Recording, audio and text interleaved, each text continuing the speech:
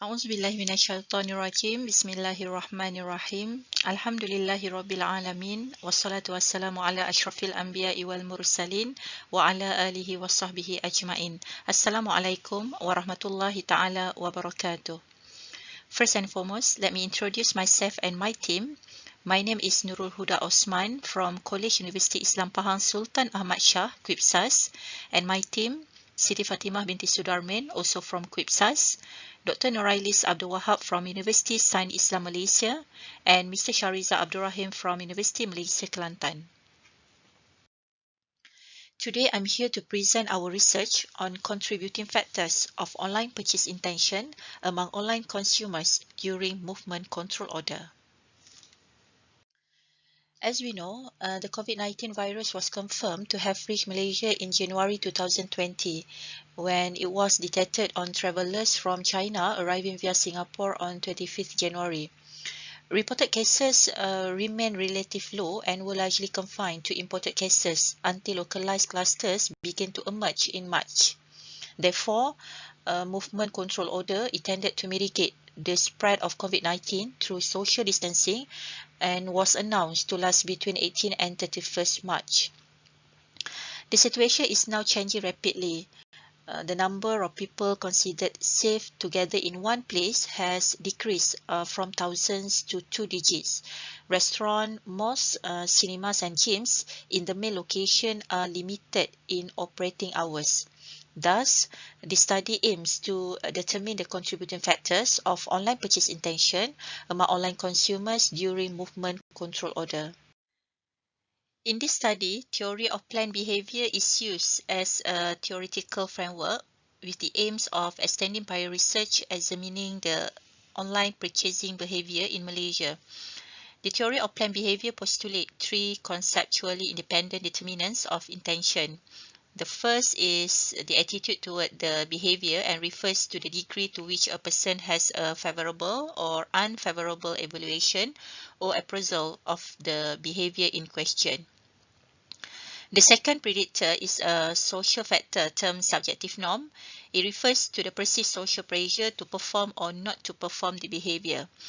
And finally, the third antecedent of intention is the degree of perceived behavior control, which refers to the perceived ease or difficulty of performing the behavior, and it is assumed to reflect past experience as well as anticipated impediment and obstacle. TPB has evolved across many areas to identify human intention and behaviors, such as Han and Kim used this theory in investigating the customer's decision formation on Green Hotel Revisit. And Khalid and Ismail, on the other hand, used TPB to examine the determinants of urban generation Y intention in consuming halal food. And finally, Abdullah et al. Adapting TPB in predicting child abuse reporting intention among society. Then, several attempts have been made to investigate the online shopping behavior from various areas using the TPB. For example, to determine factor behind consumer behavior in buying online, examine the determinants of consumers' intention to engage in online shopping in Malaysia, and finally to study on the customers' adopting factors and the implication for open innovation on e-money payment. Next, hypothesis development. In recent years, there has been an increasing amount of literature on the three TPB anchors that have a positive impact on behavior, such as tourist intention to eco-friendly destination, self-isolation in the face of pandemic risk, green purchase intention, and also sustainable usage of bike sharing. We therefore hypothesize that attitude, subjective norm, and perceived behavioral control were positively related to online shopping behavior. Talking about research methodology, a cross-sectional survey questionnaire was administered to 280 internet consumers all over Malaysia. The questionnaire used a 5-point Likert scale, result from 1 strongly disagree to 5 strongly agree. The questionnaire basically being used is composed of two parts. Part 1 represents the user demographic including gender, age, race, marital status, education level, employment sector and income level. Meanwhile, in part 2, respondents were asked to indicate their level of agreement regarding online shopping behavior by focusing on the three constructs of TPB. The SPSS is used to analyze the data. Analysis starts with measurement of data reliability, instrument validity, and linear regression analysis were conducted to test the hypothesis. Now we move to findings. The sample characteristics is presented in this table comprised of gender, age, race, marital status, education, employment, and income level. For multivariate assumption, research showed that the maximum for the absolute values of squareness was negative 1.3 and that of kurtosis was 3.2. Since the absolute values for squareness and kurtosis were less than 3 and 10 respectively, the assumption for the multivariate normal distribution of the data were met. The means and standard deviation range from 3.93 to 4.43 and from 0.6 to 0.88 respectively on a 5-point scale.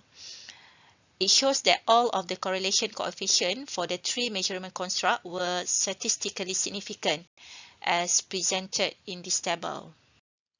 For reliability and validity, first, scale reliabilities were evaluated using Chromba Alpha, where three scales, attitude, subjective norm, and perceived behavioral control, had Chromba Alpha exceeding 0.6.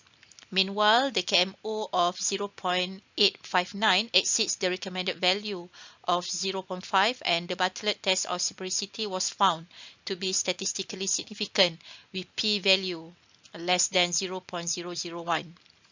In the EFA, three factors emerged with 9 items meeting the retention criteria, explaining a total of 62% variance among the variables. For hypothesis testing, the analysis showed that attitude, subjective norm, and perceived behavioral control were found to have positively impact on online purchase intention among online consumer. The study also shows about 45% of the independent variable explained collectively. Now we go to the next part, discussion, conclusion, and limitations.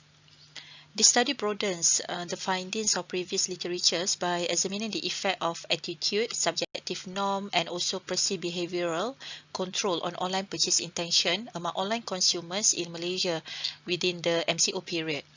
The results show fascinating observation with all of the suggested hypotheses accepted. The study shows that perceived behavioral control is an important predictor of online purchase intention among Malaysians during MCO period, followed by subjective norm and attitude.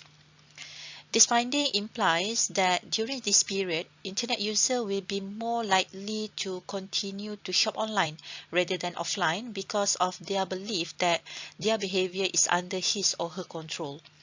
And it is supported with the encouragement made by the government through media to do online shopping in order to avoid contact with others, thus decrease the likelihood of being positively diagnosed with COVID-19 infection.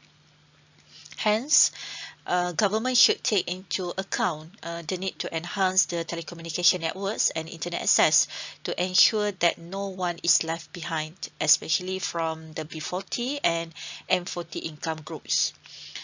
Telecommunication companies also must take advantage to expand their services to accommodate the new normal market demand.